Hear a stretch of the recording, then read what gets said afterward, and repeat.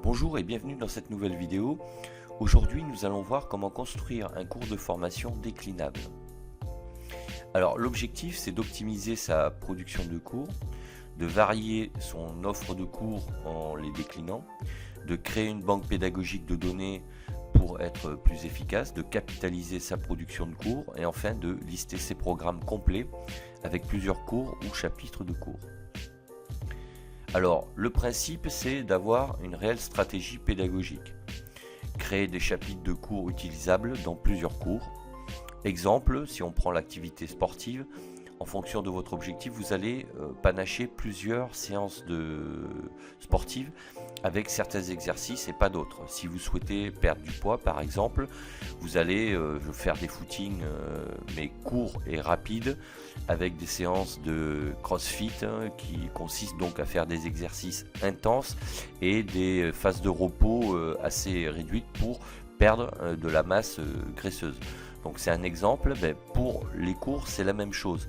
On va avec ce principe là pouvoir utiliser des cours écrits dans plusieurs cours et dans plusieurs programmes. Vous pouvez rédiger donc des cours uniques en un seul bloc. Au départ ça va plus vite, mais quand on veut réutiliser cette matière, en fait on y passe un temps infini parce que pour extraire les informations qui nous intéressent et que l'on souhaite reprendre dans un autre cours, on est obligé de tout remettre en forme et de repasser du temps sur ce nouveau cours alors qu'on avait déjà à la base créé une matière sur le sujet qui nous intéressait. Donc au final on est amené donc à carrément refaire un cours différent pour aller plus vite. Alors que le résultat il est simple, on a passé 2 fois plus de temps à rédiger une matière pédagogique et à constituer une ressource pédagogique avec un sujet qu'on avait déjà abordé. Donc si vous construisez des chapitres comme des cours pour pouvoir les associer facilement avec d'autres cours, ça vous prendra plus de temps au début, mais au final vous aurez un catalogue qui sera beaucoup plus facile à utiliser pour créer des packages et avoir une offre de formation dans votre catalogue qui sera beaucoup plus variée et donc qui vous permettra d'avoir un potentiel client beaucoup plus important. Alors avec des cours chapitres, qu'ils soient indépendants, troncs communs ou spécifiques, vous aurez des cours modulables pour constituer un catalogue efficient. Vos chapitres pourront être utilisés dans plusieurs cours sans avoir besoin de les réécrire à chaque fois. Alors, comment créer un cours modulable sur un thème? Donc tout d'abord, il faut prendre le temps. Il faut prendre le temps de lister ses cours. Il faut prendre le temps de lister ses programmes, c'est-à-dire les parcours. Un parcours, c'est un ensemble de cours qui permet à un stagiaire d'acquérir des connaissances, des compétences, des savoir-faire pour après les appliquer lui de son côté. Il faut formaliser la cartographie de ses cours et ses programmes. Il faut créer des chapitres comme des cours et chaque chapitre doit avoir un objectif pédagogique qui lui est propre. Prendre le temps de lister ses cours, ça veut dire qu'il faut tout simplement faire la liste de ses cours, soit existants mais surtout prévisionnels. Ça permet de visualiser le travail que cela va représenter. Un formateur a besoin de savoir évaluer en temps ce que ça va pouvoir représenter en rédaction, parce que le temps c'est de l'argent et les formateurs, pour pouvoir ensuite dispenser les cours, ils ont besoin de produire un maximum de ressources pédagogiques pour ensuite pouvoir proposer leur formation à leurs clients. Alors, chaque cours traite d'un sujet. Ici, on a un exemple avec des sujets qui sont génériques, c'est juste pour vous expliquer. On va prendre par exemple ici 9 cours différents. Donc, ils ont chacun un titre puisqu'ils abordent chacun un sujet différent ou pas. D'ailleurs, ça peut être le même thème, mais avec une approche complètement différente. Et ça permet, en visualisant comme ça, de voir si on prévoit de rédiger des cours qui seront différents, mais en même temps complémentaires et donc cohérents. Et est-ce qu'on pourra les, comme ça, en les, j'allais dire, en les panachant les uns avec les autres, créer plusieurs offres différentes. C'est ça que recherche un formateur. C'est une fois qu'il a créé un cours, pouvoir le réutiliser dans plusieurs programmes pour éviter à chaque fois de tout réécrire. Donc prendre le temps de lister ces programmes. Un programme ou parcours comprend plusieurs cours. Donc commencez par lister vos programmes prévisionnels. Ça permet là aussi de visualiser quels cours pourront y être intégrés. Donc c'est à ce moment-là que tout devient stratégique. Alors comment créer un cours modulable sur un thème à partir de programmes? Donc là on a un exemple avec le programme 1. On voit que dans le programme 1, on a le cours 1, le cours 2 et le cours 3. On va voir maintenant un autre exemple. Donc ici on a le programme 2 avec le cours 4, cours 5 et cours 6. Donc quelque chose de classique. Et on va voir le troisième exemple avec un programme 3 qui lui va intégrer le cours 1, 2, le 5, le 6, le 8 et le 9. Et donc vous voyez qu'en utilisant les mêmes cours, on peut créer 3 programmes complètement différents et augmenter donc son offre de catalogue. Et ça c'est hyper stratégique, c'est pour ça qu'il faut le poser dès le départ, le réfléchir, l'écrire pour pouvoir le visualiser et en fait commencer à produire seulement après avoir mis en place cette organisation. Alors il faut formaliser aussi la cartographie de ces cours et de ces programmes. Pas besoin d'utiliser donc un logiciel compliqué, hein. Il suffit juste une feuille A4 sous Word et là bon il suffit de ensuite faire des carrés et des rectangles pour symboliser les cours. Donc ça demande plus de travail au début certes, mais après c'est un gain de temps énorme quand on veut faire évoluer ces programmes, puisqu'à partir du moment où on a la cartographie, qu'on visualise bien ce que l'on peut faire comme programme avec quel cours, il nous suffit de les modifier mais sans se tromper et donc sans faire d'erreur et sans être redondant dans le contenu que l'on va proposer dans les différents programmes. Donc exemple, voilà, formaliser la cartographie de ces cours et des programmes. Ici on va avoir donc le programme 1, le programme 2 et le programme 3. On voit ici qu'on a dans le programme 1 le cours 1, 2, 3. J'ai repris donc le programme 2 avec le cours 4, 5, 6 et dans le programme 3 on retrouve le cours 1, 2, 5, 6, 8 et 9. Donc à partir de là, ça évite de faire des erreurs parce que vous verrez qu'une fois que vous aurez écrit un certain nombre de cours, vous allez vouloir créer des programmes et va commencer à se poser la question de comment les panacher et comment créer des packages. Donc il est important déjà de pouvoir avoir cette cartographie pour éviter de faire n'importe quoi en fait. Alors, créer des chapitres comme des cours, qu'est-ce que ça veut dire? Ça veut dire que chaque chapitre doit avoir un objectif pédagogique qui lui est propre.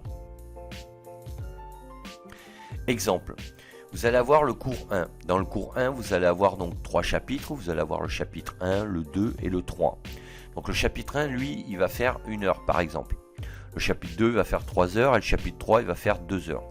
Donc votre cours, il reprend la durée de chaque chapitre et il dure donc 6 heures.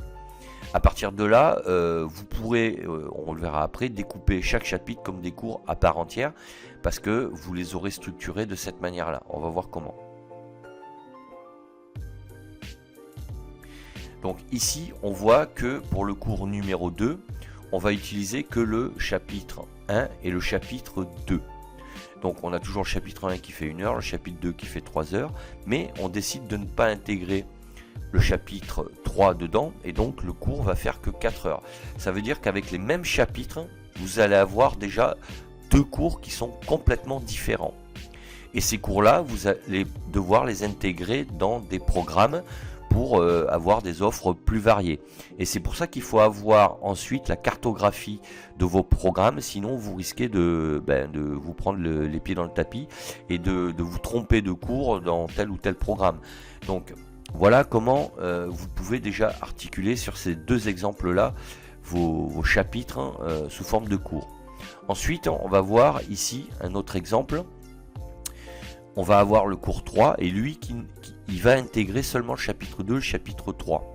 Donc chapitre 2 il fait 3 heures, chapitre 3 il fait 2 heures. Donc là le cours 3, ben, il fait que 5 heures. Donc vous voyez là on a déjà 3 cours différents alors qu'on a utilisé les mêmes chapitres à chaque fois. Pourquoi? Parce que chaque chapitre a été rédigé comme un cours à part entière. Alors maintenant on va voir comment structurer ces chapitres pour que ça soit efficace. Donc là un dernier exemple, on voit ici que chaque chapitre peut représenter à lui seul un cours. C'est une autre option. Donc vous voyez qu'avec 3 chapitres, on peut avoir donc 3, 4, 5, 6 cours différents. Donc c'est pour ça qu'il faut bien réfléchir à votre stratégie dès le départ et faire votre cartographie avant de commencer à rédiger pour éviter de perdre du temps par la suite et de passer vos temps chaque fois à rédiger un nouveau cours, à y passer voilà, des semaines et voire des mois. Et au bout d'un moment vous allez vous essouffler et puis vous allez négliger le contenu pour aller beaucoup plus vite et puis vos clients ils vont le ressentir. Donc ça va pas du tout être bon, donc je vous conseille fortement de prendre le temps dès le départ de poser votre stratégie. Donc le contenu des chapitres. Donc il faut que ça soit un focus sur une approche bien précise. C'est-à-dire que chaque chapitre doit aborder une partie du sujet, donc qui sera le titre de la formation, en étant très détaillé. Il faut se tenir à l'objectif pédagogique du chapitre pour éviter d'être hors sujet. Parce que sinon, si vous ne posez pas ces bases-là, si vous ne prenez pas en compte ces critères-là, vous allez développer votre sujet en abordant peut-être le thème que vous allez aborder dans un autre chapitre.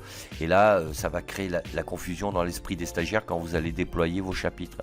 Donc c'est pour ça que c'est très très important de donner un objectif pédagogique à chaque chapitre pour être sûr d'être dans, j'allais dire, dans la cible de ce que devra apprendre le stagiaire à la fin donc, du chapitre. Et vous, ça vous évite d'être hors sujet. Alors, dans la structure des chapitres, il y a 3 cas.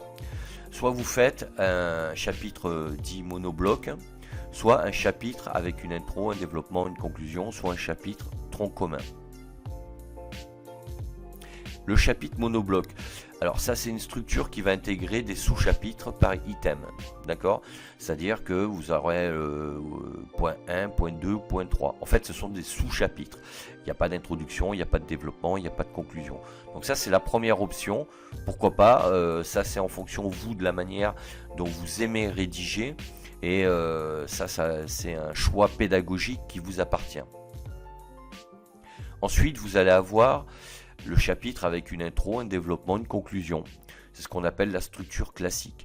Alors c'est vrai que bon, les personnes qui ont suivi des formations universitaires, en général, écrivent et rédigent des cours sous ce format-là.